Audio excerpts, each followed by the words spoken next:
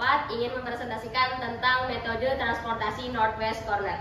Sebelum mempresentasikannya, saya akan memperkenalkan kelompok saya terlebih dahulu. Di sebelah kiri saya ada Linda. Nama saya Linda Cahya Amalia dengan NIM 64201214. Di samping Linda ada Hafifah. Nama saya Hafifah Nur Hairunisa dengan NIM 64201713. Di sebelah kanan saya ada Tengku. Saya Tengku Silika dengan NIM 64201561. Dan di sebelah Tengku ada Evita. Nama saya Evita Selviana Putri dengan NIM 64201153. Dan saya sendiri Nokubut Utami dengan NIM 64201-202. Baik, selamat mendengarkan penjelasan dari kami tentang metode transportasi Northwest Corner. Terima kasih. Baik, di sini saya akan menjelaskan tentang definisi metode transportasi Northwest Corner. Di sini menurut Siswanto, metode Northwest Corner atau NWC atau metode sudut barat laut yaitu sebuah metode untuk menyusun tabel awal dengan cara mengalokasikan distribusi mulai dari selayar terletak pada sudut kiri atas. Itulah sebabnya dinamakan dengan metode barat laut.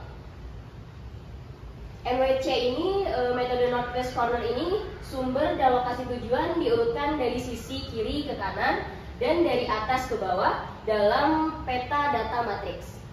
Cara penghitungannya, biaya transportasi dengan menggunakan metode NWC sesuai dengan namanya, dimulai dari sisi kiri atas, kemudian bergerak ke kiri atau ke bawah, sesuai dengan kapasitas produksi sumber atau supply dan atau permintaan tujuan demand.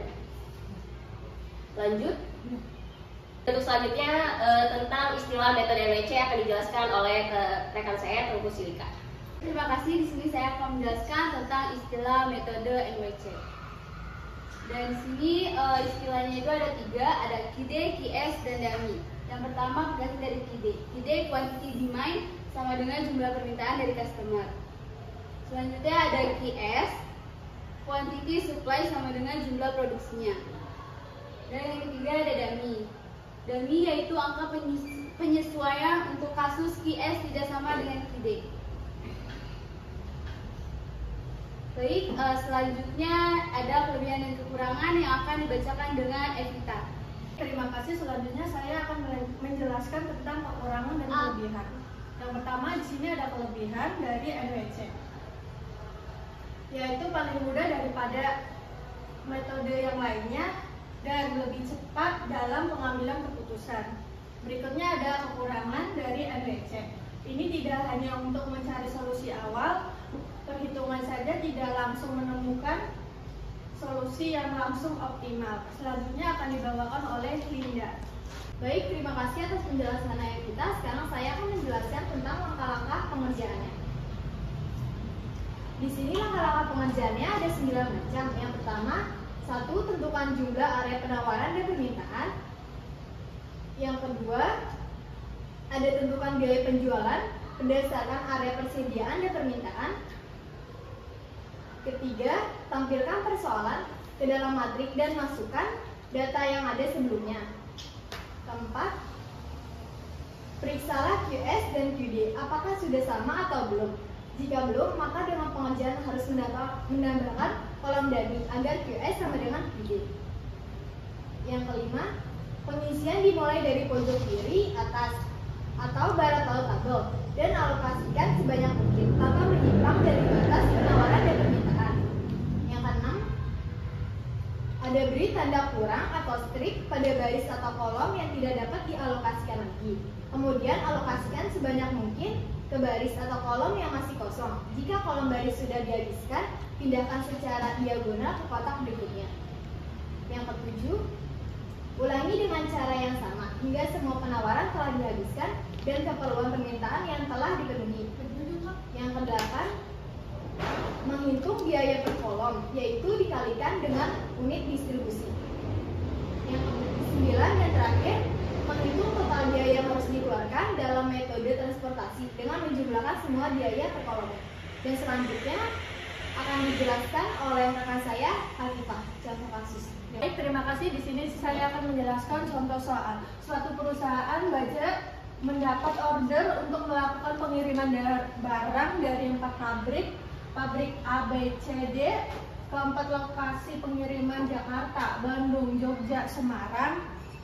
Jumlah barang yang dikirim dari masing-masing pabrik dan jumlah yang akan diterima oleh masing-masing pengiriman dalam unit beserta taksiran biaya pengangkutan per unit barang dari pabrik ke lokasi dalam rupiah per unit dapat dilakukan dalam tabel. Barang dari keempat pabrik itu mempunyai spesifikasi yang sama. Berikutnya akan dijelaskan oleh Hafifah. Setelah pengisian kotak biaya, permintaan dan kapasitas produksi dan dummy, maka kita akan mulai menyelesaikan dengan metode Northwest Corner, di mana metode ini akan kita lakukan dengan mengisi kotak dari pojok kiri bagian atas, yaitu pabrik A dengan tujuan Jakarta. Untuk mengisi ini kita juga perlu memperhatikan jumlah permintaan dan jumlah produksi. Nah, di sini pabrik A dengan tujuan Jakarta dengan permintaan 800 dan produksi 1.200.